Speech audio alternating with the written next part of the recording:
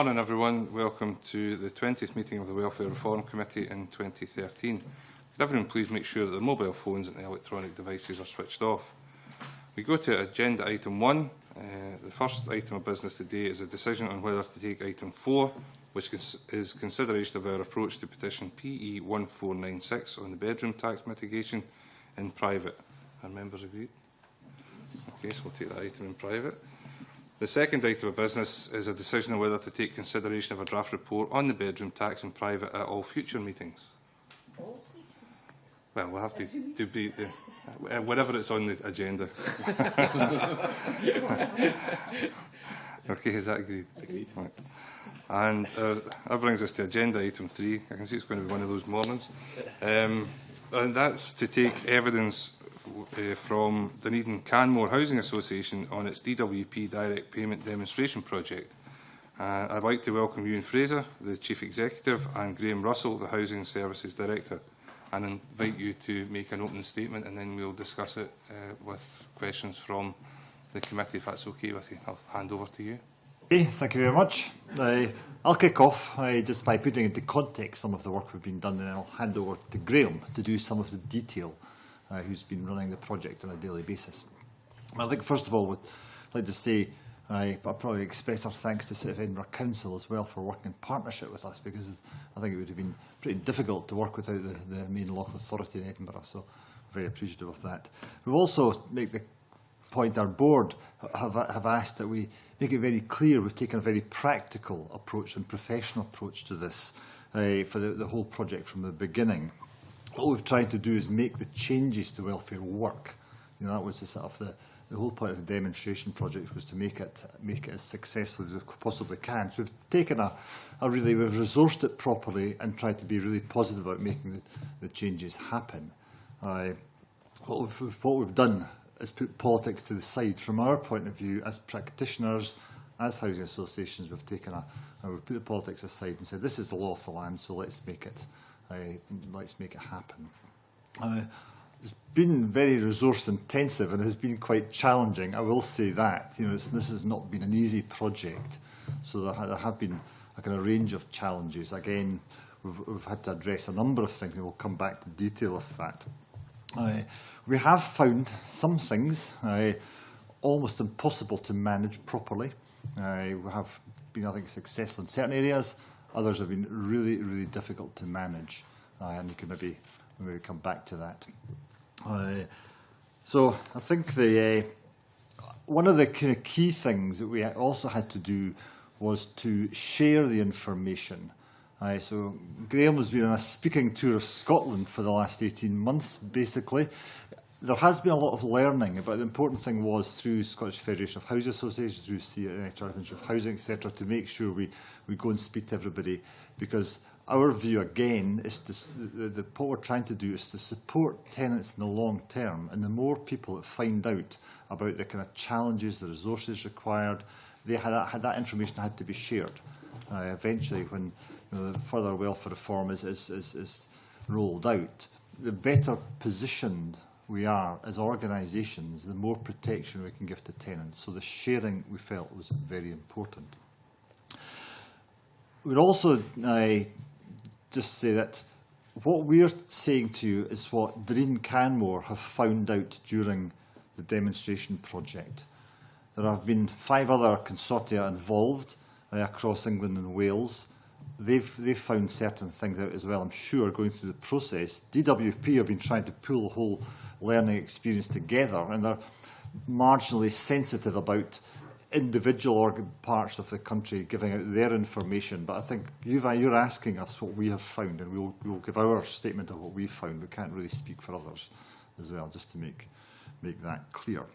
But my final point is that we've found this exercise invaluable. I mean, I think without our involvement, our organisation would be, I think, more worried about the welfare reform. I think the learning experience, whilst it's been difficult, it's been challenging, it has been an invaluable exercise, and hopefully we'll be able to share that learning experience across the housing sector, again, for the protection of tenants in the longer term. So some of the detail. Graham, would you like to comment now? Yes, Convener. Okay. I've prepared a short statement, and I'm happy to answer any questions afterwards. First of all, thank you for the opportunity to meet with you again this morning. It was last October we last had the opportunity when you visited our office. And what I wanted to discuss this morning with you was some of the key learning points that Needham Canmore has gained and shared with the Scottish housing sector over the last 18 months. Excuse me. The demonstration project has now effectively been operating for 18 months. The project commenced in July 2012 for the 5 other pilot areas, as Ewan's indicated, south of the border and in Wales, and in August for the Needham Canmore Housing Association in Edinburgh. The objectives during that period have remained consistent throughout, and the recent 6 months extension, which ends, I hasten to add, this month, has been agreed for the purpose of assessing the impact of under-occupancy charges on direct payments, but also to learn more from the pilot areas. It was very evident after only 12 months there was an awful lot more that we could be learned about engagement, advice, support, and how we best engage with households to manage changes in welfare reform. The project has been one during which direct payments have been introduced to tenants who previously had their housing benefit paid direct to their landlords. It is not, I'd like to emphasise, the premature introduction of universal credit or any other adjustments to welfare benefits other than those being introduced generally. My presentation pack, of which you've been provided with copies, details some of the key findings of the demonstration project, but more importantly, some of the key learning points gained by the Needham Canmore Housing, our tenants, and the adjustments to practices and procedures that we have introduced. During the period of the demonstration project, my association have, as far as possible, shared our experience and knowledge within the wider housing sector. And as Ewan's indicated, my staff and I have addressed more conferences in the past year than we care to remember. We've provided information on a fairly regular basis to both City of Edinburgh Council, the SFHA, the Scottish Housing Regulator, COSLA, the Scottish Government and the Chartered Institute of Housing. There are a number of key learning points, Convener, and messages we've sought to communicate, and I'll just summarise some of those very briefly. As Ewan indicated, the exercise has been more resource intensive than we or anyone else could have reasonably predicted. To meet the demands of the demonstration project, we have committed additional resources, employed additional staff, and ultimately adjusted the priorities of our organisation to ensure that we were in the best position to provide advice and assistance to the tenants affected. The introduction of direct payments for us was a big bang approach. We had comparatively little time to prepare for its introduction, a situation which will differ with the gradual and incremental introduction of universal credit. However, and I'd contend that landlords should use the time we now have to prepare and commit resources to the major changes in what is going to be the relationship with tenants, the procedures required and the structural adjustments required to working practices. Communication has been a major eye-opener for us. We have, as a direct result of the direct payment project, learned a great deal about how we will have in future to adjust systems and practices to ensure that we communicate effectively with our customers. We can no longer rely on traditional written communication methods. We've discovered that there is a need to move towards more personal, electronic or telephone-based methods of communication in order to effectively engage with our tenants. The provision of appropriate advice and assistance has been the most challenging aspect of this work. Only a minority of tenants seem prepared to accept referrals or signposting to advice agencies from the association. In fact, recent learning reports from the DWP Research Department have indicated that tenants throughout the entire project areas seem to have a disconnect between being provided with advice from their landlord and actually taking up support services from the third sector or advice agencies. And this will prove to be a major challenge with the ultimate introduction of universal credit, but an issue which requires attention and resolution. There exists, even within our operational area, which you're aware, Convener, is the Edinburgh area, a variety of support and advice agencies. At Needham Canmore, we've adopted a triage approach to assessing the needs of tenants and seek to make the best and most appropriate advice referrals, whether that's internal or external. However, there is wide-scale duplication of advice and support agencies with no apparent strategic approach to the provision of appropriate guidance for those who are seeking it. Access to digital means of communication will be a challenge. The issue is not one of hardware provision, rather the challenge going forward for landlords is how the least able and most vulnerable members of our communities have the confidence in using IT and raise their capability. We at Dunedin Canmore envisage staff having to provide tenants with considerable assistance on IT applications, particularly for welfare benefit applications, but also other beneficial online services. The time and resources required to achieve this will, in the absence of alternate resources, require other aspects of the landlord's work to be adjusted. Finally, and I draw your attention to our comments on data sharing. For many years, RSLs, local authorities and housing benefit departments have worked in tandem to address housing benefit issues, in some cases more successfully than others.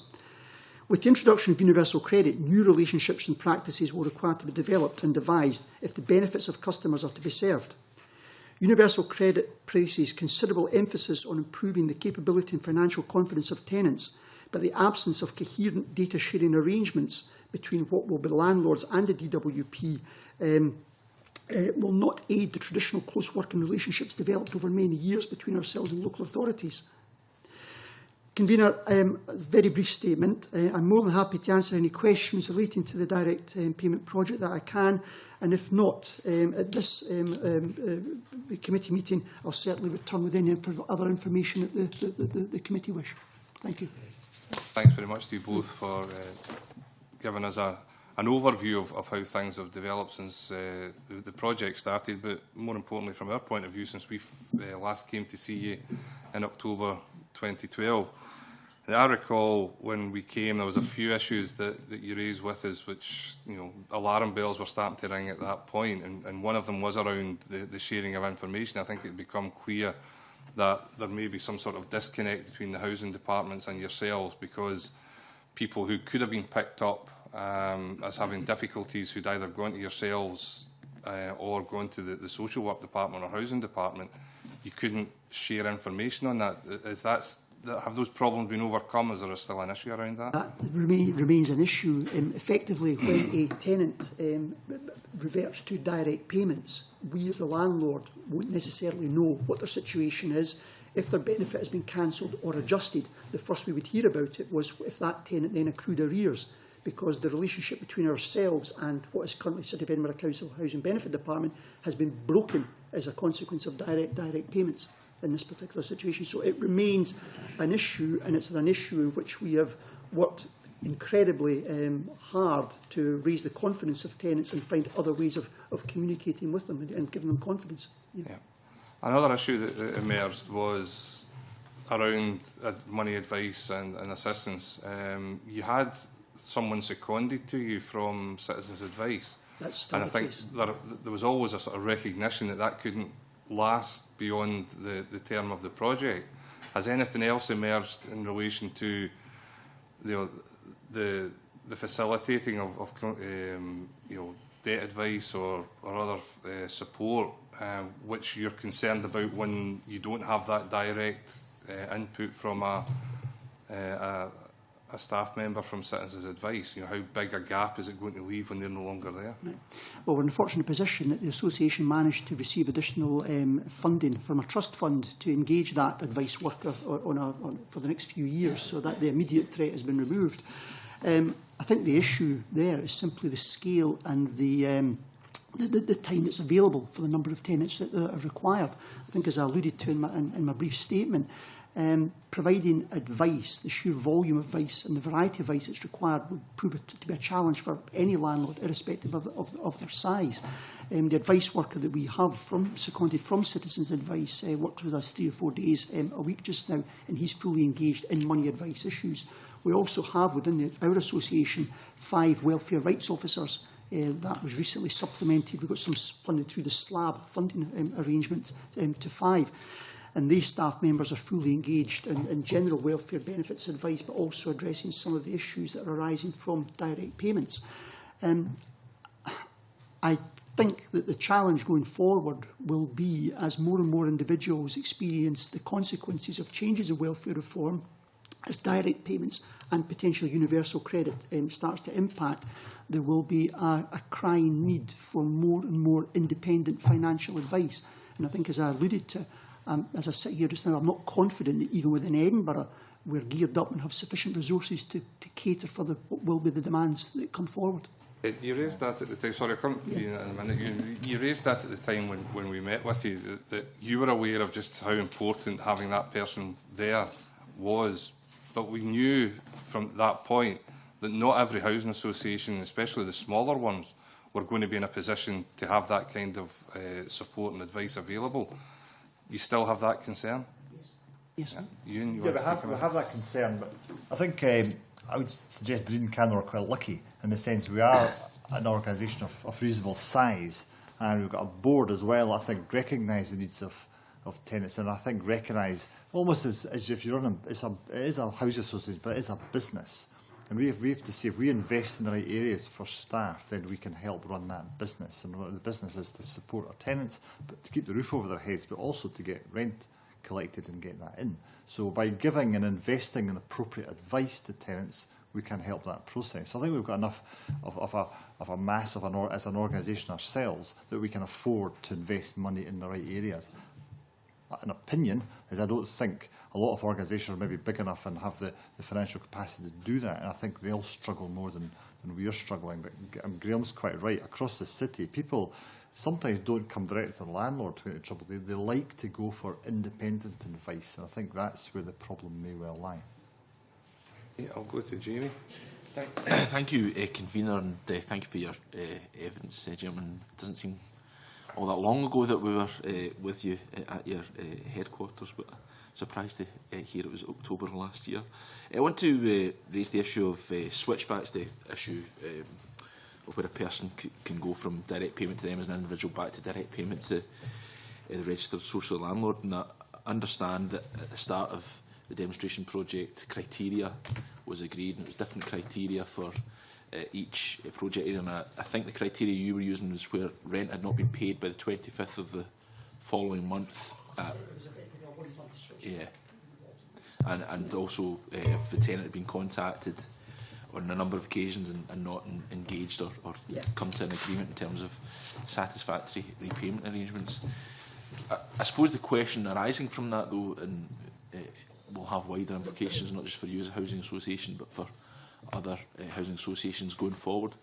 How are the DWP in dealing with this issue? Did you get any recalcitrance in terms of getting individual switchback? Did you get the sense that they were questioning any of the people who wanted to switch back, or was it not a problem? Well, it wasn't a problem. I should maybe clarify from the first point of view. The DWP weren't involved in the switchback process. They set the criteria. The switchback arrangement we had with was the City of Edinburgh Council. Okay. So notwithstanding what I said earlier, we still had that relationship. If somebody fell a month into arrears. If I could summarise, Convener, of the 6 demonstration projects, when we started last August, 2 of the demonstration projects were on a 1-month switchback, 2 were on a 2-month switchback, and another 2 were on a 3-month switchback arrangement. And we in Scotland and the Dreen Canmore were on the 1-month switchback. Earlier this year, the DWP, in preparation for the rollout of the Pathfinder arrangements elsewhere in the United Kingdom, undertook consultation on what the general view was of the switchback arrangements. Our view after our initial experience was that 1 month was too short a period. It didn't enable you to engage or work with the tenant. And the experience from our colleagues in the other demonstration projects was that 2 months was about right.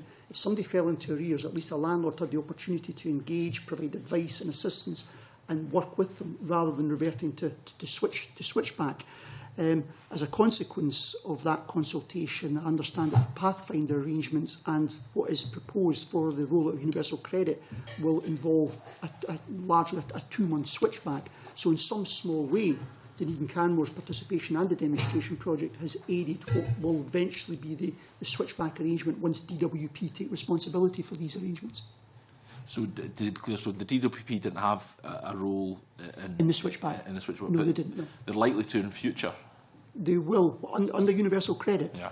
The DWP will be the agency who is paying universal credit, and a landlord would need to notify the local DWP office or whatever in order to get the switchback if it reverts to 2 months. And they have in place alternate payment arrangements criteria to aid that. That's been tested in the Pathfinders just now. And you've picked up on something that I was going to inform my next question, because the DWP have set out their thinking in terms of the criteria going forward, and as you've suggested. But I'm just wondering, how labour intensive a process is this for you as a RSL in terms of having to identify individuals and then presumably in future having to go to someone else, Yep. DWP, and say, well, this is an individual we've identified. You know, is that a labour-intensive process? It will be labour intensive and it will be an additional administrative exercise. At the present time, our arrears process identifies individuals who fall into arrears, whether it's 1, 2 or 3 months. I think identifying the individual won't be the issue. We've been fortunate under the demonstration project that our relations with City of Edinburgh Council Revenues and Benefit Department have meant we can contact them, they switch back. Under DWP, I'm not aware that the protocols are necessarily in place yet, whereby we would have to notify the local job centre to say that this individual, if we know they're on universal credit, has fallen into arrears and we want a switchback or the rent element of universal payment paid to us. I think the key challenge here, Vice Convener, is that with the introduction of universal credit, the landlord will not necessarily know if somebody is in receipt or what their benefit entitlement is. So I think there could be additional administrative and potentially abortive work in landlords contacting Job Centre Plus to intimate that this tenant is in arrears or falling into arrears with the rent and we want to look at alternate payments arrangements, not knowing if that person's actually in receipt of universal credit. So that essentially makes it even more labour intensive, not just for you but also for the DWP, that in terms of having to go away, gather all this data and identify if even this individual falls into the criteria by which they should be allowed to switch back. Yes, potentially. So I mean, there's a lot of resource being expended that previously wouldn't have been by you and other registered social landlords and the DWP in future years. That would be correct, yes. Yeah. Also, I see Lord Freud, a speech to the Chartered Institute for Housing in June of this year. It was stressing that even though there will be this arrangement for a switchback, the underlying assumption will be that it's only to be an interim measure, yes, it's only temporary, and that people have to go back to direct payments to themselves. Yes. I mean, isn't there a danger that we could fall into cyclical behaviour here, that these individuals could be coming in and out of direct payments on a regular basis, making it even more labour intensive, resource intensive than what we've just discussed? Yep, potentially an individual could, as a consequence of falling into arrears, move on to alternate payment arrangements, and there's a whole raft of different practices that DWP are creating for that. The intention of DWP is that nobody would be switched back permanently, that with advice, with guidance, they would revert back to direct payments. But the potential is there that individuals could switch back and forward if they fell into arrears. Yes, and that would be labour intensive. You just have to wonder if that's the best use of public resources at a time of constrained public finances. Yeah. I've actually spoken directly to Lord Freud about this because I agree it's this uncertainty of what's going to happen. And he came out with a statement to say that the switchback process will be a benefit to the organisation, the RSL, because we will make it that it's in the tenants, it'll be in their worthwhile, to actually switch back and make the payments directly, because there will be some sort of deductions made, but we don't have the whole process sorted out yet. So I'm not quite sure what they're going to do about reducing their universal credit to pay us directly to try and do something with arrears. So he's very aware there's going to be a real problem here because of the uncertainty, the exact points you're making. But they're going to look at processes to make it worthwhile for the tenant to pay their rent. And I don't know what these are yet. When you say worthwhile and you don't know what they are, but it sounds to me that sounds like it's a punitive measure in terms of deductions, in terms of universal credit. Is that what, did I catch you correctly? What they're suggesting is they might take a deduction from the universal credit directly to repay the landlord the arrears the tenant hadn't paid. So, but he did make it clear he was aware of the problem. He knew there was going to be an issue with this, and they were working on something, but he's not clear yet what the exact answer is. But it's going to be an issue, undoubtedly. Okay, that'll be something that maybe we'll need to consider exploring with Lord Freud as a committee. Just one final question, Convener, in terms of rent collection rates and rent arrears. I see that the average rent collection rate across all the projects was 94%. Yours is a little higher, 95.98, 96%, but it's still you had nearly £150,000 rent arrears attributable to the project. I'm just wondering, it may be hard to answer because obviously we're into a new realm, but in terms of arrears being accrued, how does this compare to previous years, your previous experience of arrears? Because I'm sure you will have had arrears in the past, but in terms of a direct comparison, what's the position for arrears for you as an organisation, having gone through the project as opposed to previous years? Prior to the introduction of the project, the Needham Camber Housing Association's arrears, net arrears, operated around about 2.2% of our gross rental debit, and our gross rental debit is £21 million. It's now up to about 2.74%, so there has been an increase in our rent arrears as a result of direct payments. I would stress again, however, we've been on a 1 month switchback, so the arrears are tempered, if you like, by that ceiling of one month. Yes, they've increased, and to be perfectly frank, Vice Convener, I think looking back a year, it would have been naive to assume that arrears weren't going to increase in these circumstances. What we've done at Dunedin Canmore and through the demonstration project is change a lot of the practices that we previously took for granted. We've provided far more advice than we ever did in the past to our tenants. We've been far more communicative with our tenants, and our arrears levels have stabilised now, with starting to actually reduce this month. It has been a major behavioural change, both for our tenants and for the association. And with hindsight, and if we had more time, we could have planned and put out extra resources or procedures in place. But it has necessitated a change in the way we think about the collection of rent and engaging with our tenants. And to be quite honest, it's taken a year to get us to the position now where we're not happy with the increased arrears, but we feel more confident about the level of engagement and the advice that we can provide to our tenants. Just to add to that, I mean, Graham did come to me mid-year and say I have to restructure my department, and it was so it's not just the kind of the mindset and behavioural. We had to look at the structure of our organisation to sort of really target a debt recovery side, which was more generic with house officers before, but it has been more difficult, and we've both touched on the resource implication, and you've got to look at additional resources to stand still. So it's definitely more work. There's definitely more work, and our job is to put all the money we collect back into tenant services. So are we diverting money to the wrong places? But we still have to divert it to make sure the structure of the business is right with this new regime. Thank you very much.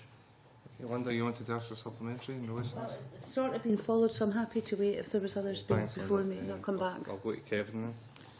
Thank you, Convener. In your conclusion and recommendations, you say that you've identified that traditional rent collection and accounting systems will not be suited to the environment in which Universal Credit operates, and you've given us some examples there.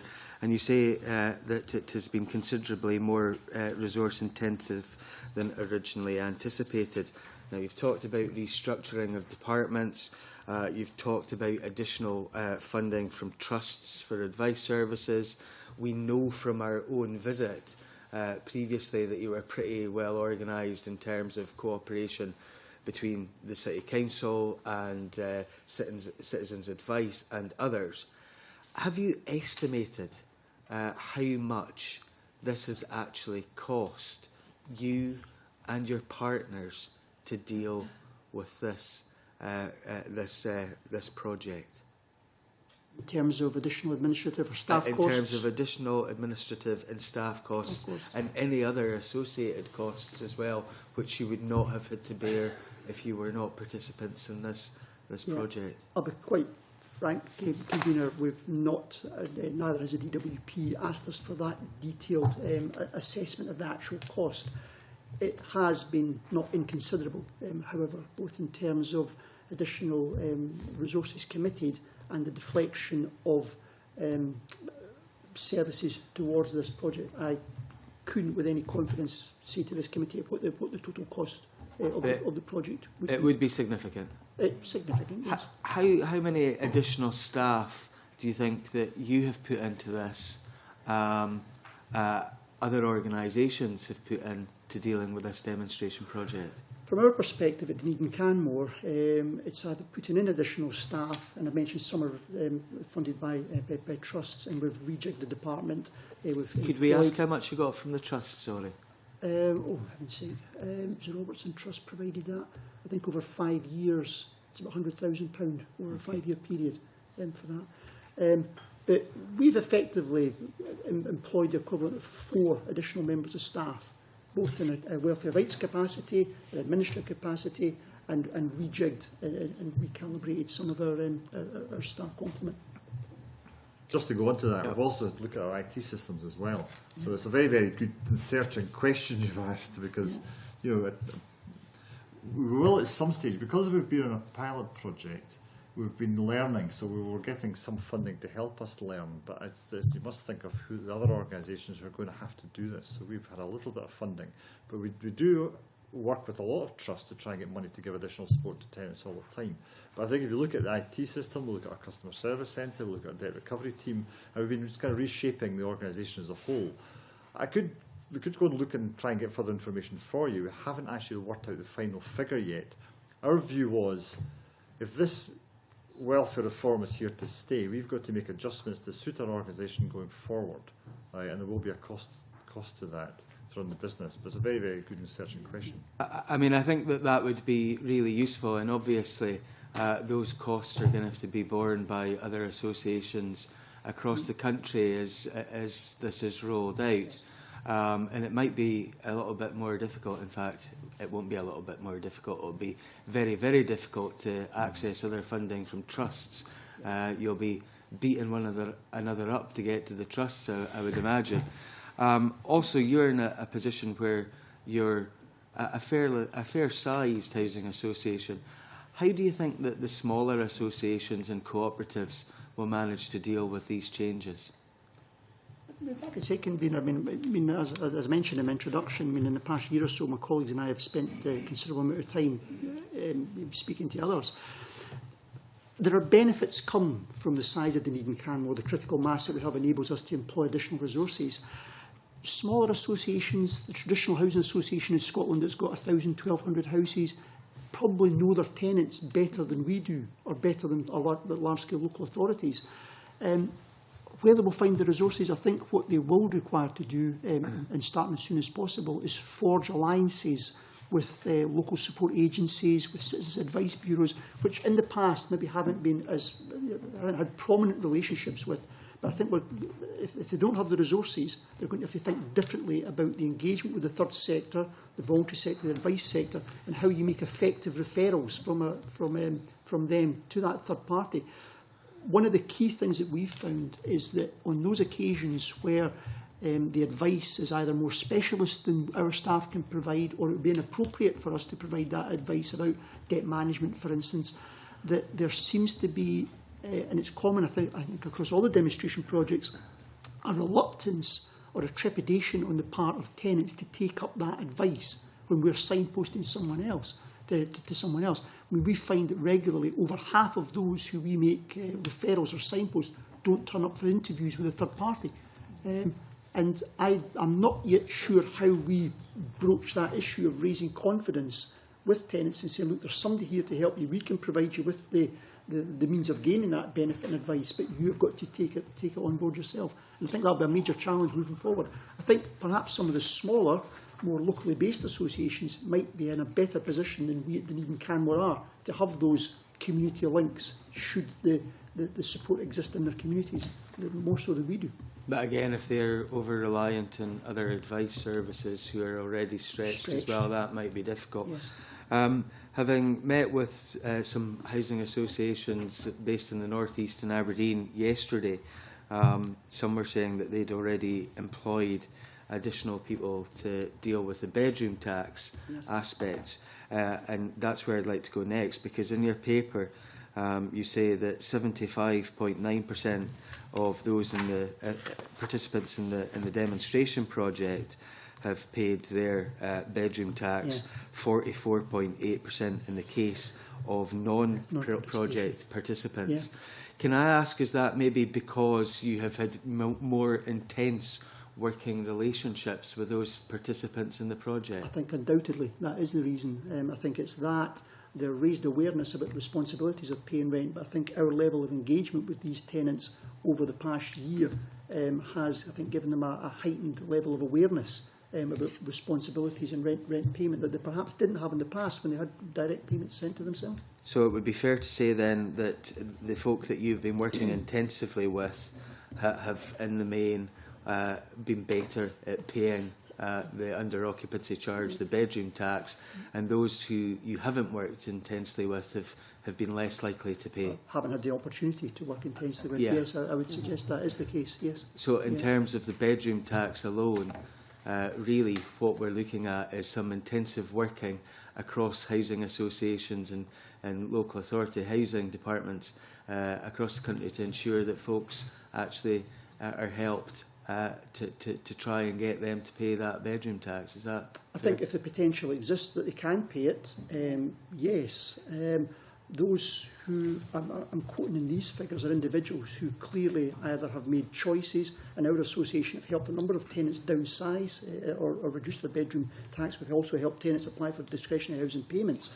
I think it's only since April, it's the first 6 months, and it's probably too early to give a definitive answer, but there is a noticeable difference between the payment of under occupancy or bedroom tax charges between those that are on the demonstration project and those that are not. And I think itself, though we've not done any major assessment, nor has the DWP in this matter, that is down to our engagement with them, their raised awareness and confidence about rent payment, and some of the mechanisms that we've put in place to help them pay their rent. But something has happened in terms of occupancy charge payment. But this is pretty costly in terms of not only costly to those folks who are affected by the bedroom tax, but to the associations and other housing services who are having to put in that intensive work. I think, as I've said a few times, as has Ewan, the demonstration project has required us to re-examine a lot of the administrative assumptions that we made in the past concerning the collection of rent. With every respect, Convener, I've worked in the business for 30-odd years. I think landlords, whether it's a local authority or a housing association, became a wee bit complacent about rent collection. I mean, our finance director could guarantee on the 28th of the month, 60% of our monthly revenue would drop into the bank account with little or no effort on our part to collect that. Universal credit and changes to welfare reform are going to fundamentally change that the former assumption, and we are going to have to invest more to make sure that we get the rental income to deliver services to tenants. I think one of the things we had a representative from the City of Edinburgh Council the other week talking to us about direct housing payments and how they'd relaxed the criteria, and we're going back to folk who maybe Yes. weren't in receipt of DHP before. So that's probably even more work for you guys in that regard in terms of helping them out to try and get more of your tenants direct housing payments so that there's less problem. Our welfare rights, our welfare rights officers, interrupting my chief exec, our welfare rights officers, first, up until last Friday had helped tenants, 101 tenants make DHP payments. And that's across our entire scope. We've got something like 368 tenants affected by under occupancy charges, and we've helped more than a third in Edinburgh and West Lothian, Fife and East Lothian, Mid Lothian apply for DHP payments. So that has been a considerable resource commitment on the part of the association's welfare rights staff to help our tenants access that transitional and additional funding. Maybe better let your chief I executive. was Sorry, yes. going to ask the convener if it's okay to speak, or should I ask Graham if it's okay to speak? I was just going to I did make a comment in my kind of introduction that we find some of this kind of, the work we've been doing is almost unmanageable. I think around the areas around the bedroom tax is unmanageable because we just don't have the stock.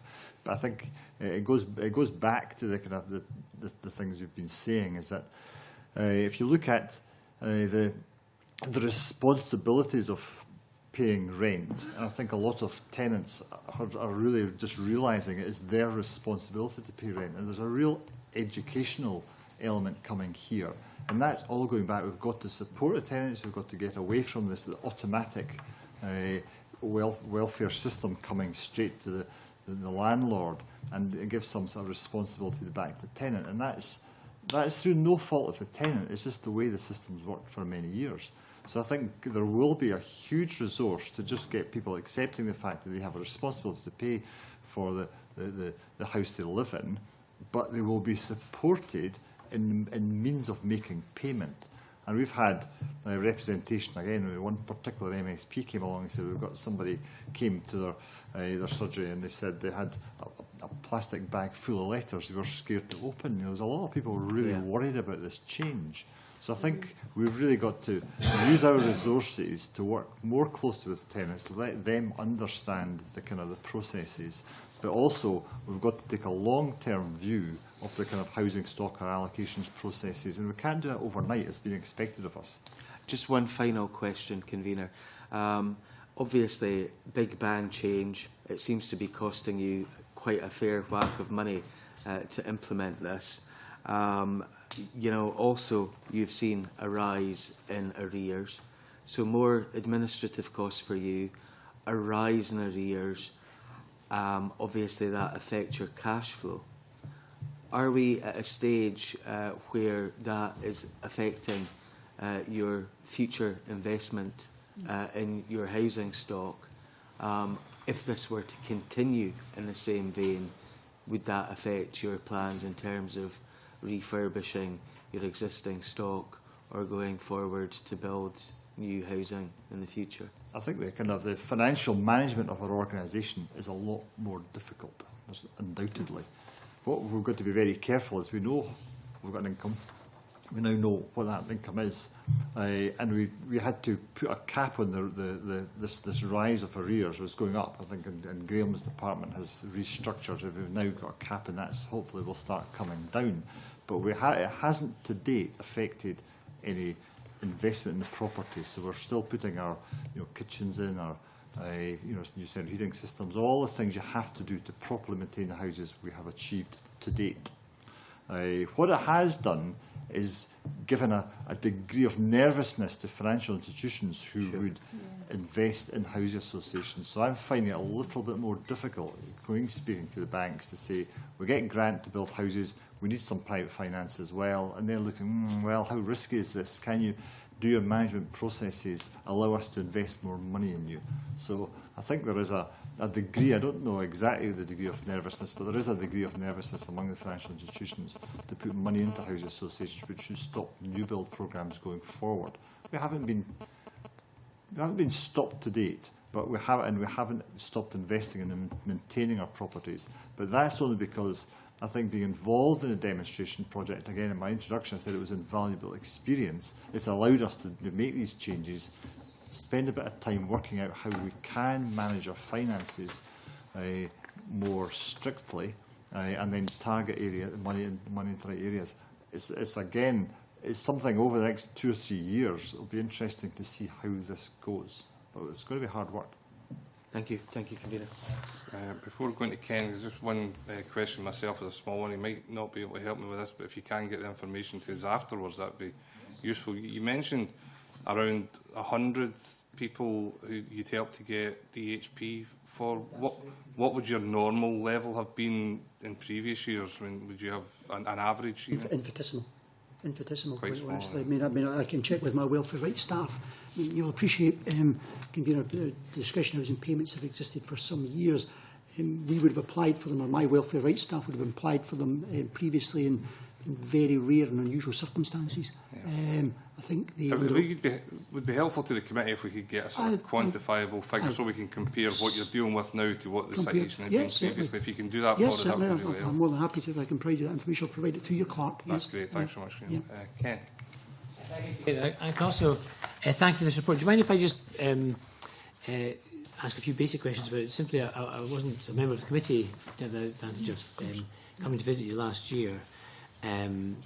And I just wanted to ask a couple of questions, just starting on the page 2, the key information page, about, first of all, the tenants who are participating. Yes. Are they all volunteers? Is it all your tenants, or is it just some of your tenants? How did you recruit them?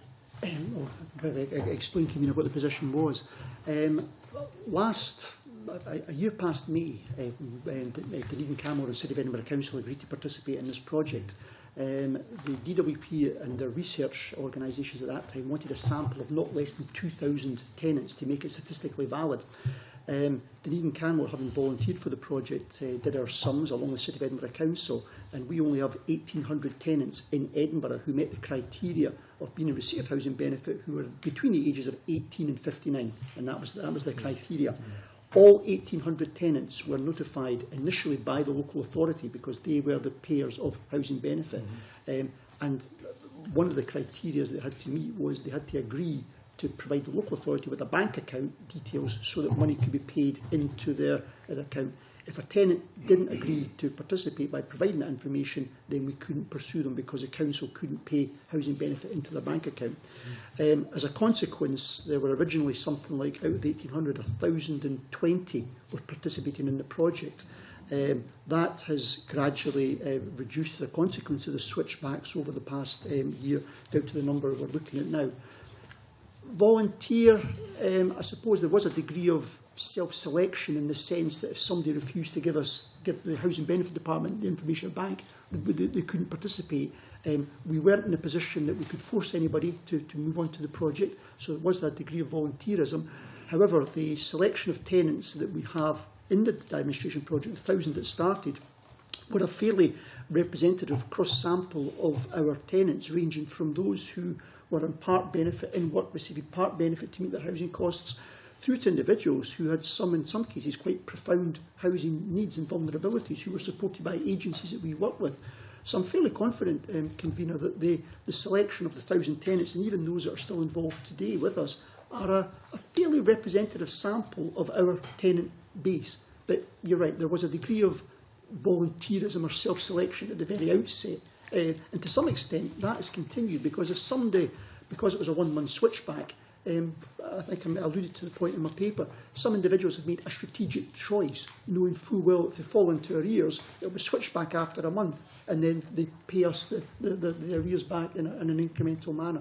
But the 600 or so that we have, and some of the information I've provided in the paper, demonstrates nevertheless that they are tenants of Dunedin Canmore who have come from a wide variety of backgrounds, have a range of different household and financial circumstances, and it's against that background and that cohort that we're testing direct payments.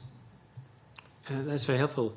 You do actually provide a very helpful list of tenant characteristics and key information as well. Yes. Is that are these facts drawn from the entire cohort of Dunedin Canmore's tenants, or the 1,800 and the working age population who are on HB, or those 1,020 that are still in? The 1,020 Convener. All right. So these are those participating. Those were those that participated at the outset, and that survey was undertaken. DWP commissioned Ipsos Mori, the research company, to undertake this work on their behalf. Oh, okay. And each of the demonstration projects received a summary of the characteristics of the tenants in the cohort, and that is a summary of the characteristics of our tenants. And do you have a further summary of those engaged compared to those now still participating? In other words, that you've lost a third. Yes. Through switchback, basically. Through switchback, yes. And you make the Mori survey, I should say, I suppose, comes to I'm not sure, a couple of conclusions, makes a couple of observations, including a bit about right at the very end about arrears accumulation becoming a product of attitude and previous behaviour. Those are my comments. Oh, are they all right? Yes, okay. not necessarily. Yeah. Well, I'd just like to expand on that. Just first of all, was there a breakdown?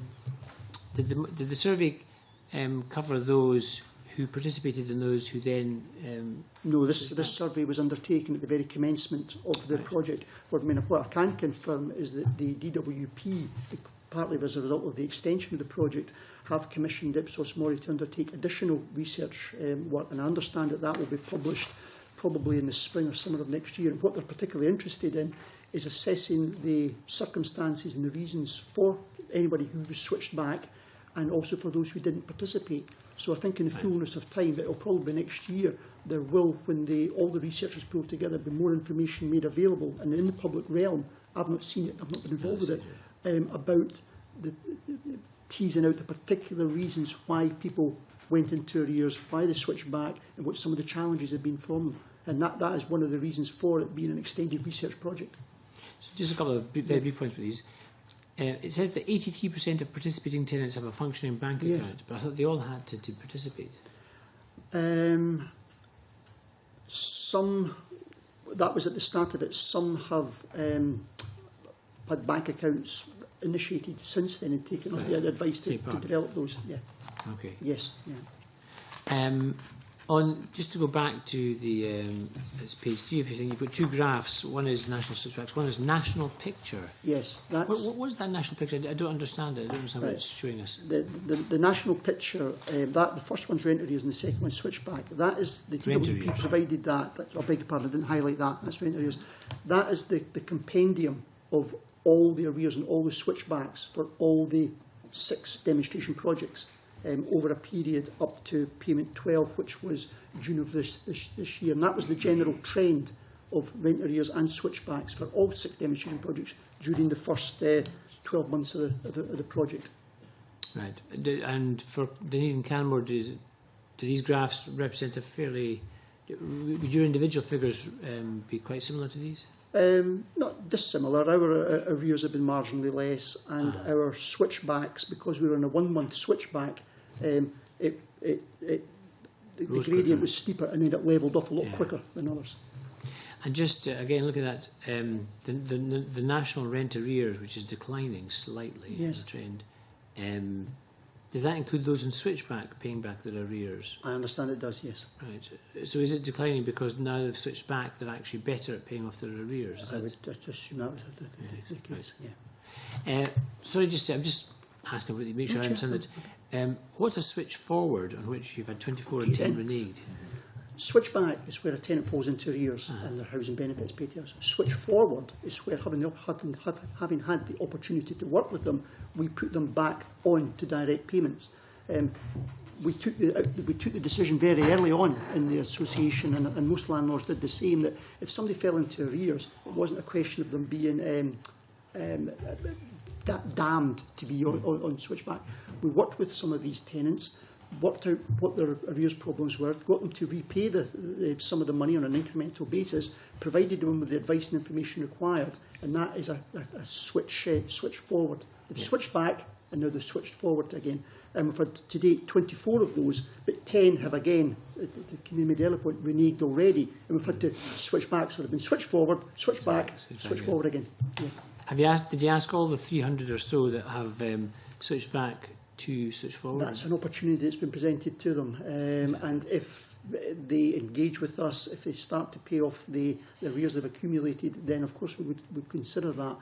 But communication with tenants, particularly of those if they've fallen into arrears, which is common with any debt issues, people do bury their heads in the sand, and we've had major challenges engaging with tenants who find themselves in a month's arrears and who are unwilling to either pay back or pay back in a manner which would be commensurate with the project. Right. So can we just 2 more questions, just to make sure I answer the figures. The cumulative rent arrears, which you've estimated at £150,000. Yes. How did you manage to calculate that? That's the arrears that have accumulated amongst those tenants involved in the demonstration project over the year. Now there would have been rent arrears amongst them anyway. That is only related to the period of the project. If somebody had rent arrears beforehand, that's not included. That's only from the commencement of the demonstration project and their participation in it. That's right, but some of them on the project you would have expected to go into rent arrears, even if they hadn't been on the project. What I'm trying to work out is how much is attributable to the system as opposed to you've recruited 1,000 on the project, 670 still on it. Some of them would have ended up with rent arrears anyway. They may well have, just as cost of living. That's right, yes, just because of other things. Well, for example, the bedroom tax or any other number of issues.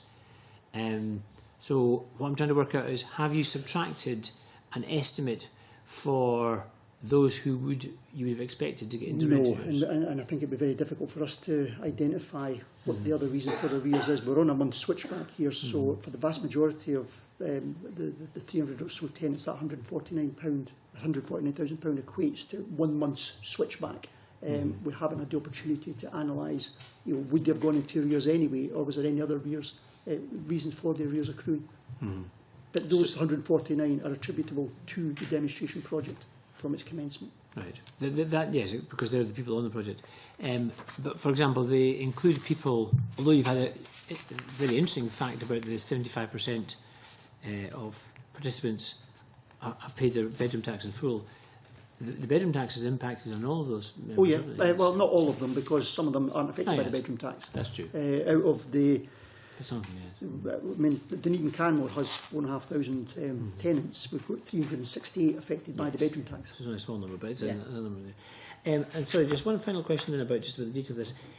One of the issues about the it's not just about having a bank account of monthly payments. It's actually when the payment comes. It's going to be, well, in future it'll be when they signed up. So it could be the 13th or the 27th or whatever. For your project, how did you do it? You moved them all onto direct payments. Did you move them all on the day that suited the organisation? No, it was the day that housing benefit was traditionally paid. Previously, prior to the demonstration project, housing benefit was paid on the 27th and 28th of the month by City of Edinburgh Council into our bank account. All that happens now is on the 27th or 28th of the month, that housing benefit that formerly came to us goes into their bank account. So that whole issue about the fact that people will struggle if they get paid the whole month's amount on the 4th, but you don't collect it for another 28 days. That's not a factor we've replicated in the demonstration project. No, right. Because housing benefit is paid as it would have normally been paid to us by the local authority at that time in the month. You do actually comment that one of the issues is the number of people who use weekly budgeting, and cash budgeting and so on. Have you adjusted? I mean, do you actually collect now weekly cash from them? No. The rent accounts have remained on a monthly cycle because housing benefit is paid to us on a monthly cycle. We haven't changed it. There's been no other change, convener, in any other benefit entitlement. It was simply the payment of housing benefit, and the cycle of payment has remained exactly the same as it did prior to the demonstration project being commenced. Universal credit will create this variation in the payment cycle for tenants, and you rightly say, on the anniversary of the universal credit claim. And if a landlord doesn't know when that is, or if the tenant is in receipt of universal credit, we can only assume that if rent isn't paid on the 1st of the month, they will be in rent arrears. Okay. Thanks so much, very helpful. Okay, Chair. Yes, thank you, convener. Just before I go on to the main thing I wanted to talk about, I wonder if you could give me an idea of, with your overall stock and your overall tenant base, just how many people are in fact on full housing benefit and partial housing benefit, an idea of it. Of our entire stock, we have something like 45% of our tenants in receipt of full housing benefit and about 20% on partial. So it's about 60, it's fairly common with most associations, between 65 and 70% of our tenants receive some form of housing benefit. Some form of housing benefit. That's fine, thank you very much for that. I want to go back, I think it was Jamie Hepburn was asking some stuff at the time, and I'd like to expand on it a wee bit. It's about this receipt of universal credit. When it comes in, when the tenant gets the universal credit, is you mentioned the difficulty of knowing the elements within that may well be related to housing benefit, the inability to know that. And it struck me that in addition to that, within that overall sum of universal credit, there may be people whose circumstances change. Yes. On a weekly basis. Absolutely. So they start off with full housing benefit.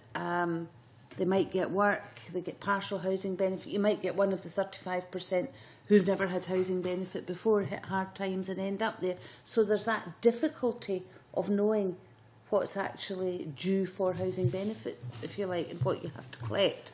The only thing, Chair, that we will know with any certainty is what their rent is. Under universal credit, an individual's benefit entitlement, which is based, I understand, on the anniversary of their application day, could vary weekly depending on the hours they work, tax credits changing, any variety of things. And under the principles under which universal credit is founded and will be introduced, a landlord, like any creditor, would not know what that payment is or when it's received.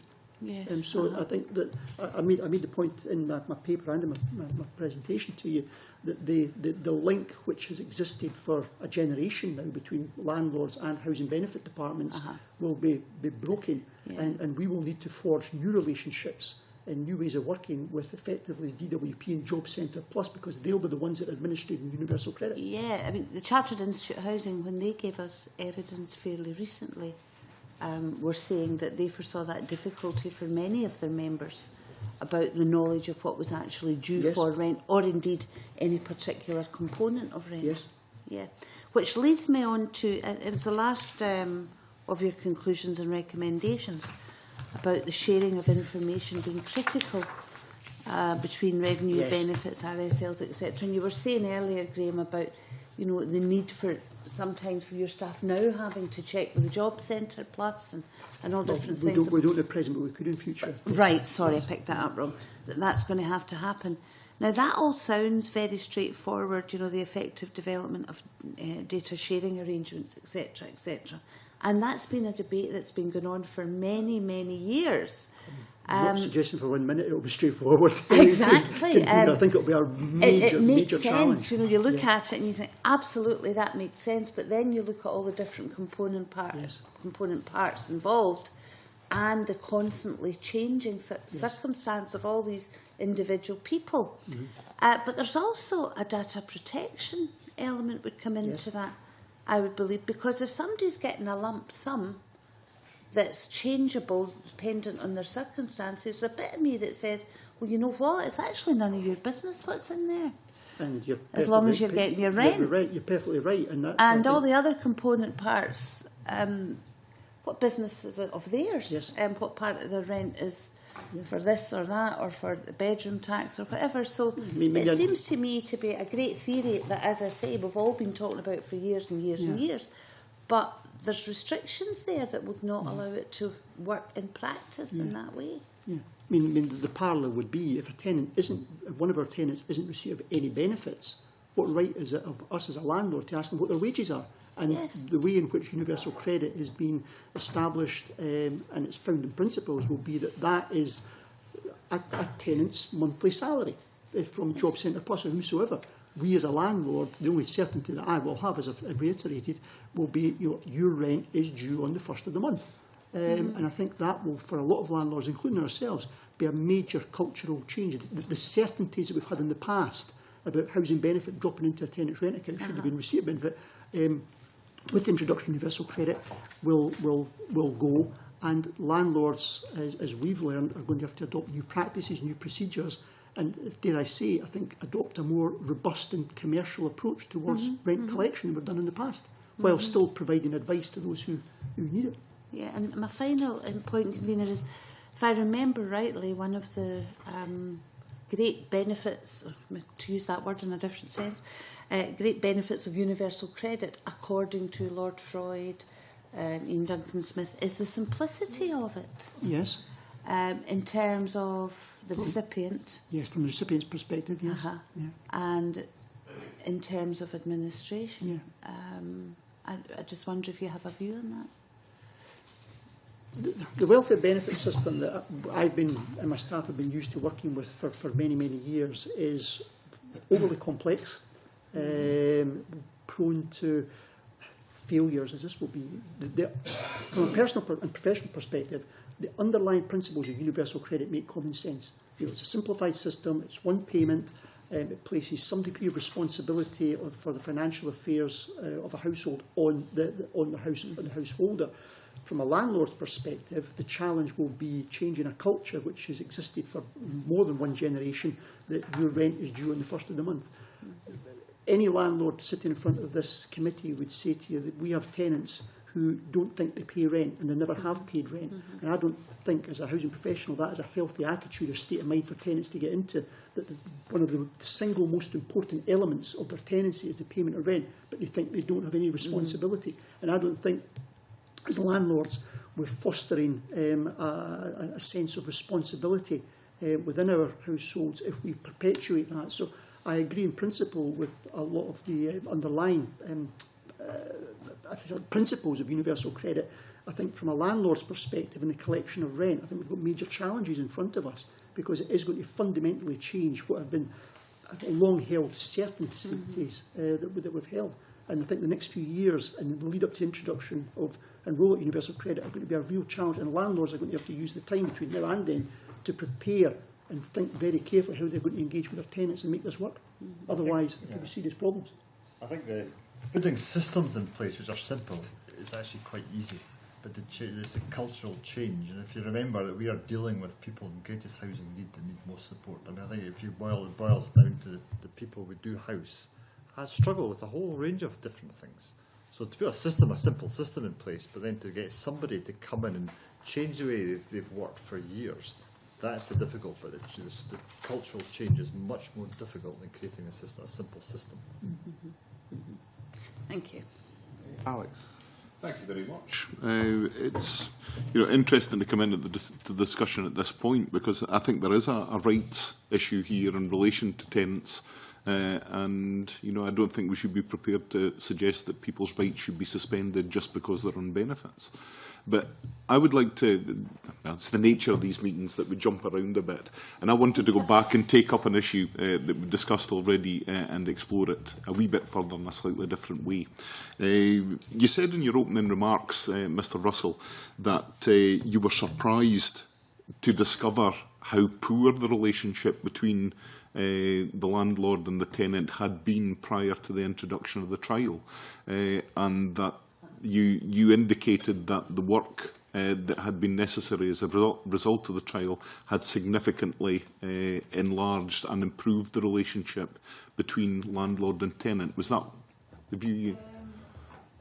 But poor is maybe not what I precisely used, but I think I think as an organisation, like a lot of landlords, if a tenant was having housing benefit paid direct and we had no need to see them, we didn't engage with them. I think that's common in most landlords. Unless there was a problem, very many of our tenants, if they had their rent paid, we had no communication with them.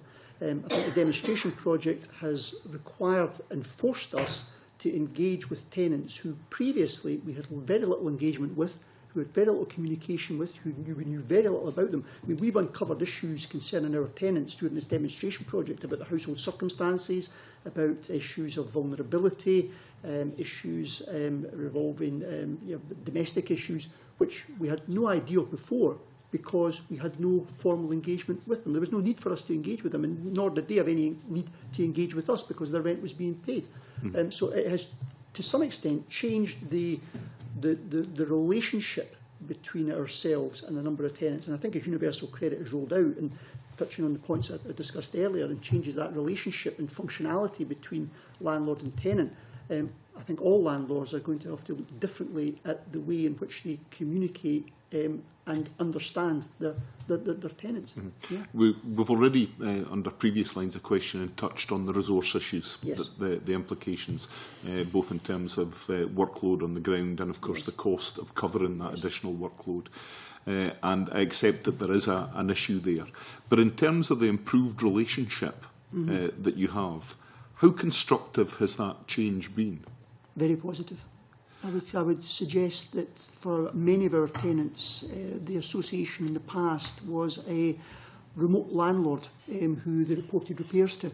I think the demonstration project for a significant number of our tenants has resulted in a level of engagement they hadn't previously experienced, which has enabled us to gain additional information and target resources towards them that perhaps we wouldn't have done in the past. So I think, quite honestly, that has been a very positive consequence of the demonstration project, that we've had to engage with tenants that we haven't in the past because of our necessity to ensure that they had the ability to pay their rent. I think it's also understanding the profile. It's a general tenant's profile. Now, you understand who, when you allocate the house, who's moving into the house. But as time changes, the profile of tenants change, their circumstances change, their family size changes. And it's just making sure we've got a real understanding and we've got a much stronger profile of the tenants who live in our houses, because that can affect the way they can pay rent and the way they engage with us. So it's I think it's something we'd wanted to do anyway, just to make sure we understood more and more. And if you look at what you keep in IT systems as well, just to make sure that when people call us, we understand there's an issue, we can help them, we can support them. So it's this understand this profile of our tenants is much stronger now. Yeah. I think as well, for a number of tenants, I can think of a number of specific and personal circumstances in which tenants are now engaging with the association for reasons and at a level that they would have never considered a year ago because they had no need to. So I think the introduction of direct payments, in addition to some of the challenges it's presented, has actually made our association as a landlord, I think, more self-aware of the situation many of our tenants are in that we were unaware of before, and the services that we need now to resource and target. So a positive in that sense. I think that view expressed there, plus a view expressed by Mr Fraser, an answer to an earlier question, got me to the stage where I almost jumped in and said, yeah, that's where the policy intention that lies behind this whole change is. Now, ultimately, I'm going to ask you to speculate here. You've told us quite clearly where you are a year into this project. Do you think that the experience you've had over that period is one which will fundamentally change the attitude of your tenant base, the people you're working with, towards their relationship with not only their landlord but with society as a whole in future? I think it already has for a number of them, and I think if we continue on the path that we're going down, and some of the changes that Ewan has highlighted that the association have already taken, I think it will. I think it is fundamentally changing the way our staff perceive tenants, the relationship with tenants. It's enabled us to better target the resources that we have so that we can assist those who are in greatest housing need. And we have uncovered issues concerning services to tenants, which I think would have remained unknown to us had it not been for the demonstration project. So on a positive side, and I say notwithstanding some of the administrative challenges we had, I mean, somebody asked me the other week there, convener, would you do it again, Graham? And my answer was yes. It has been a fascinating learning experience for us. I think Dunedin Canmore is a far better organisation for being involved in the demonstration project than we were a year ago. I think I'll just kind of add something to that as well, and I think that it's a very broad question about will it just change society as a whole. Technically, we're a landlord, but that's if you take it down to kind of very basics. But what we see is, if you want, we really take people, you know, from homelessness right into trying to sustain a tenancy. And the only way you can sustain a tenancy is to be employed. I think the whole policy was to get people back into employment. And people aren't ready, a lot of people in the house aren't ready for employment. And if the societal change is going to take place, you've got to do more than just give them a house. And one of the other areas we've been kind of queuing up at the trust doors, etc., to try and get additional money is to look at employment initiatives. We do training with them, we help them build a CV, give them some experience of how you could maybe try and get a job. So there's a lot more to organisations and a lot more depth to RSLs now, and that has to happen to assist people who are really struggling to do that themselves. Can I just ask you to clarify, are you expressing an ambition to do more if you had the resources? Oh, we do already do more, but we could do even more with more resources. We don't have. If you look at the way an organisation like ours is financed, we get a bit of grant and a bit of private finance, and then we charge an affordable rent. We pay a mortgage, and what has got left is for basic housing management and maintenance. That's all. But now we're being charged with the people we house having to do more with them to help these changes take place. And we don't have the traditional means of finance, because our only source of income is tenants' rents. So we've really got to look at different ways of using that rental money or finding additional sources of income to really support our tenants through a real kind of change in life. You know, if somebody who has gone through hard times, come into our organisations through, say, our hostel route, we then give them a training flat and then assist a tenancy. At the same time, we're trying to support them to budget, to mix with society, to become employed, and they can sustain a tenancy. There's a whole range of different things that RSLs do, and welfare reform is one thing that's making it even more challenging, but we'll rise to the challenges. But there's no deep-seated hidden desire to just throw your tenants back in the pond and have the money paid directly into your bank account again? I think absolutely not. No, I don't think that'll help anybody. I think, sorry, Chair, Convener, I think that would be self-defeating. I mean, the demonstration project is the start of a journey for a lot of our tenants. I mean, ultimately, as a housing service director at Dunedin Canmore, the best way for us to raise the standard of living of our tenants is to get them or help them get off welfare. If we can do that through various means, through training, volunteerism, employment initiatives, and that's what the association is working on just now, I think the changes that are occurring and will occur in future to the welfare provision will necessitate people to gain employment or other sources of income. I appreciate that's going to be a major challenge, and there perhaps aren't as many jobs out there as we would like. But I think irrespective of which political party is in power or which institution is in power, welfare reform is going to occur, and I think landlords like Dunedin Cameron have to gear themselves up for it. Yes. Thank you. Wanda, you wanted to ask a short supplement? I did. I'm a wee bit concerned at some of the ways that the conversation's going, and I would just like... Interventions, Linda, you want to ask your Yes, question? I would just like a view and to place on record that we're not talking about welfare housing here. There are many people who take social rented housing, whether from housing associations or councils, as a positive choice and work very hard and pay their rent and consider it their home. So, and we already heard that there are around 35%, in fact, of tenants in this housing association who do that. Thank you. Would you agree? I'll comment on that, because I think you're looking at Green Canmore as a group. We'll look at one end we've got homelessness, we're homeless hostel. Another end we've got shared ownership, and we've got everything in the middle. I think that's a sort of kind of rounded housing company, and there's a whole range of different people in housing need. Probably 2007, 2008, the housing needs changed significantly. People who might buy a house now can't buy a house, so we've been looking at kind of mid-market rent, market rent, just giving better products and better supported products. So I think we've got to look at ourselves as a rounded landlord, look at everybody, and people stay with us for the long term. Yes, thank you. Finally, Annabelle. Thank you, Convener. Good morning, gentlemen. Thanks very much for coming along. It's been very interesting to hear how things have panned out since we were last having a chat about this in October in 2012.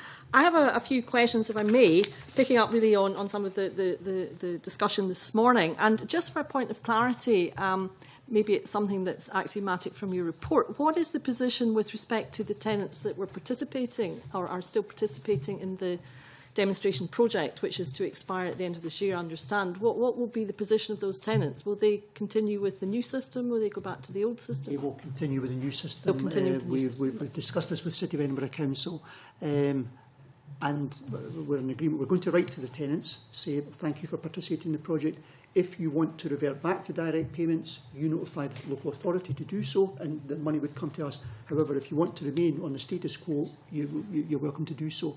The reason we did that, Convener, was at the outset of the demonstration project, the anticipation was that universal credit would be getting rolled out now, because it was supposed to start in October 13. Our board's view is, well, if we've got people that are on it and are paying the rent, why switch them back? Now, the inevitable delay that we see in front of us prior to the introduction of universal credit will have a delay. I see very little benefit or point in us proactively encouraging people to switch back to only then move back again when universal credit is introduced. So at the end of the project, which is December, so in January, people will have the option, should they so wish, to revert back to the traditional system or not. The choice will be theirs. Okay, well, that's interesting. It'll be interesting to see what they do and how easy it is for them to switch back if that's what they wish to do. Picking up on the issue of the Lord Freud, can you clarify what was it that, I think, Mr Fraser, you referred to a comment that the Lord Freud had made in the last wee while about an incentive or a stick or a carrot, or whatever way you want to term it, such that, and forgive me if I haven't picked this up correctly from the discussion this morning, such that in the event of a tenant getting into arrears, one possibility as some sort of incentive would be to then have a proportion of the universal credit deducted directly but paid to the housing, the RSL, which I guess is going back to where we are kind of before we started. But can you maybe just clarify, was that what he said? And maybe for the benefit of our committee, when did he say this? Because we can then go away and make our own investigations. So I was a meeting with him on, with SFH, through the SFHA, Scottish Federation of Housing Associations, and met them in London to look at a whole range of different changes to welfare reform.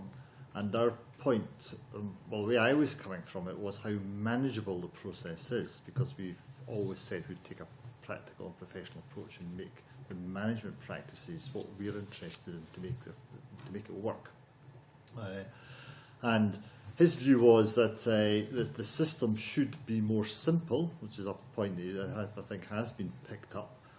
But if we've got concerns with switchbacks and direct payments, etc., they've got to look at ways to manage the process that if people are switched back into welfare and direct to the universal credit, is causing a problem for them and they're not paying the rent, the landlord has an issue.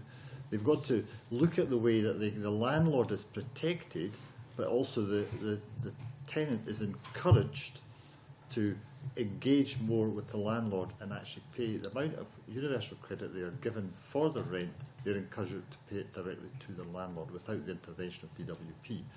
He did say there was nothing definitive yet, that they're aware there could be an issue there, and they are working on that behind the scenes. Now, as you engage with Lord Freud, he does quite often say, we understand there's an issue and we'll work behind the scenes to try and resolve it. So I don't have anything definitive, but he did say that he understands there will be an issue and we'll try and resolve it.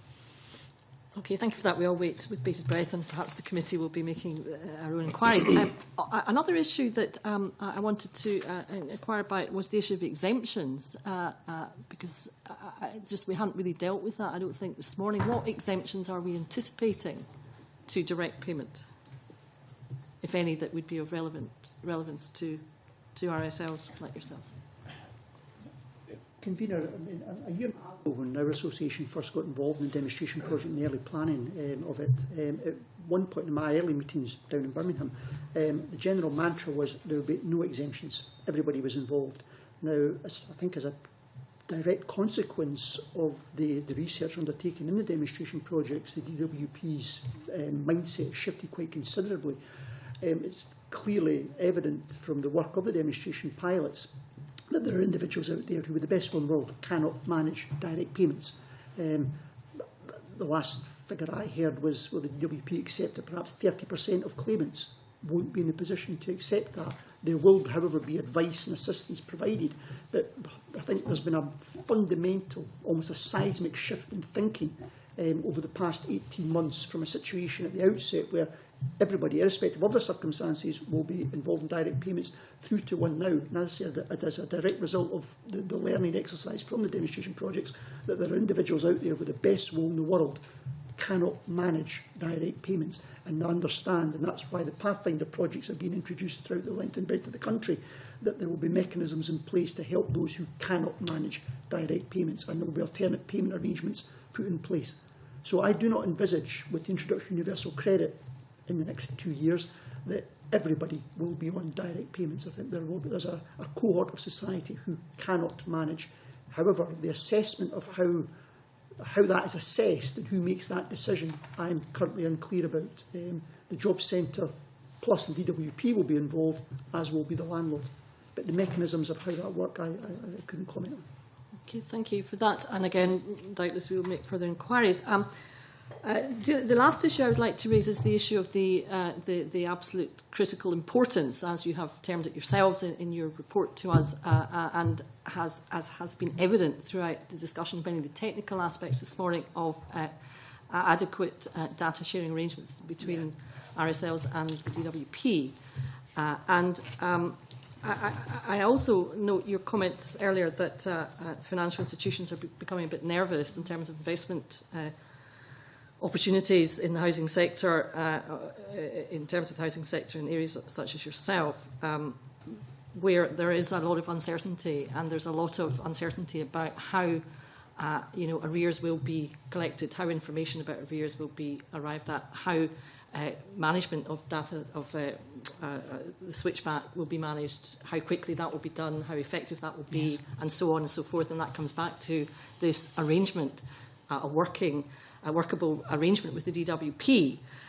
So looking at the system at the moment where, you know, it seems that there are lots of gaps and also the timetable has slipped massively, and we also hear that there are fairly considerable problems with the IT systems. I wonder therefore how, you know, financial institutions are marking this risk. You know, how are they marking the risk? I mean, what, you know, information will they have that the final system is going to be adequate, is going to be there at the right time? I mean, the press reports wouldn't really lend themselves to any degree of confidence as far as this critical element of universal credit working are concerned. That's a very, very difficult question when it comes to how does a bank assess the risk of a recipient of its funds. It's, you know, looking at and the way they usually do it is by the amount of margin, the amount of kind of interest that they charge you. So, you know, you find the interest rates will just creep up because they build in risk into their lending profile. And that will change for every individual organisation. So they won't say every housing association will be charged 5% or something like that. It just wouldn't happen. They would look at your own organisation. In fact, our banks have had a tour of our office just a kind of week or so ago. They came along and they had a look at, they looked at the new customer service centre, our debt recovery team. They looked at the state of our housing stock. They looked at our kind of works department to see how we're geared up to how we managed looked at all the technology in use, how efficient we were. So they had a good hard look at us before they're agreeing to lend us money. So to make sure we're properly managed. So, but they will look at us as an individual and look at every housing association as individuals. I don't think there's a kind of magic formula they would use, but there's certainly an awareness now from the banks that you have to look at the management processes and the change. People don't like uncertainty, and I think you're quite right. There's a huge amount of uncertainty going forward.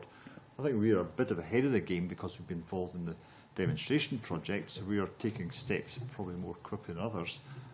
And I think that some of the data sharing is sharing good practice, is sharing the learning, as well as working directly with DWP and Housing Benefit to share information about tenants. It's about the whole way we work.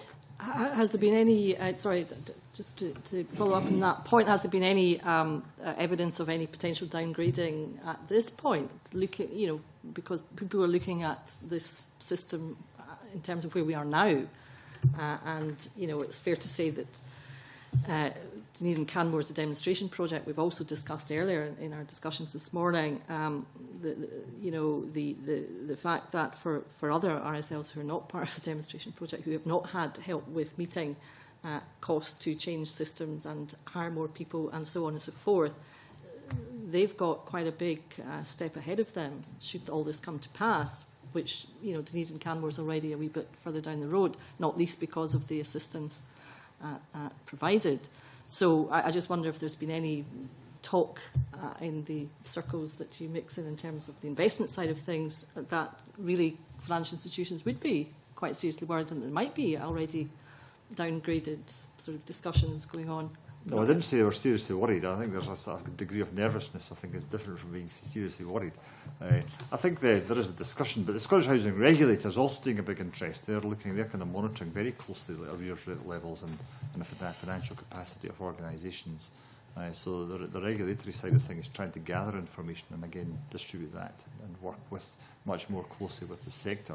But they've also got to work with the financial institutions as well to make sure that there's the degree of regulation is there, the degree of monitoring is there. You know, they do look at the banks ask, as do the regulator, they ask for 30-year cash flows, 5-year cash flows, we get management accounts. There's a whole range of checks and balances built in to make sure the confidence in the sector remains. So there's no panics yet, there's no downgrading yet at all, in my view. But if we don't, as a sector, housing sector, manage the process properly, there might be in the longer term. But at the moment, with proper and good management and a good collection of information by people like the regulator and the liaison with financial institutions, the banks and the sector wide, then we should get through this okay. Convener, could I just comment in response to that, Ms Ewan's comments? The demonstration project is a precursor to the introduction of universal credit. We are not involved in liaisons with the DWP just now. The committee will be aware that there are a number of pathfinders operating in mainly North West England in which people are on universal credit, and that relationship between the landlord and DWP exists live just now. I think it's far too early to say, and I don't have a great deal of knowledge or detail about how that liaison is taking place. All I can reiterate is what I said earlier, that whereas in the past we have had a constructive and positive relationship with housing benefit departments in terms of housing benefit payment, that relationship is going to have to change going forward with introducing universal credit, and that will mean forging new relationships. How that will pan out over time, I don't know yet. The demonstration project isn't universal credit, it is only the payment of housing benefit, and time will tell how things pan out in the future. Thank you for that. And I guess, obviously, in terms of the IT issue, which is a very, very big issue and one that we have already as a committee looked at, albeit a while back, and it might be timely to kind of revisit that because that is pivotal. I mean, you can have any relationship you like, but if it rests on a functioning IT system, which clearly at the moment isn't there, that raises issues. But thank you very much indeed, gentlemen, for your answers. We have factored in looking at the universal credit pilot, and we're working on how we can do that, so we can take a look at that at that point. Finally, Kevin, you wanted to have a short supplementary? Just a small supplementary and from what Annabel has just said. Yesterday, anecdotally, I heard that some housing associations had been downgraded by the ratings agencies. I'm not sure if that was Standards and Poor or Moody's or one of the others. I take it that you gentlemen haven't heard of any of that.